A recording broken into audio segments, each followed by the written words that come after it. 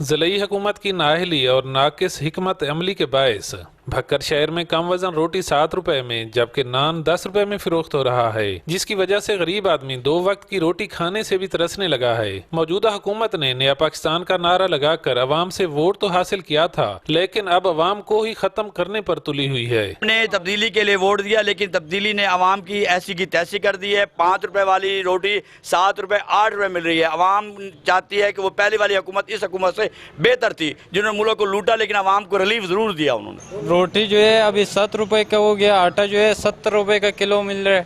اس حکومت نے جو ہے ہمارا بیڑا غرق کر دیا۔ دوسری جانب تندور مالکان روٹی مہنگی کرنے کے باوجود بھی روٹی حکومتی طے کردہ وزن پر فروخت نہیں کر رہے۔ اب ہمارا ہوٹل چلانا بہت عذاب ہو گیا ہمارے لیے۔ 70 روپے کلو ہم آٹا خرید کر رہے ہیں، آگے گاہک آتے ہیں 6 روپے بھی نہیں لیتے، وہ ناراض ہوتے ہیں بھی 6 روپے کیا۔ یہ حکومت آئی تھی عوام کو، غریب آدمی کو ریلیف دینے کے لیے، انہوں نے تو غریب آدمی کا جینا ماحول کر دیا۔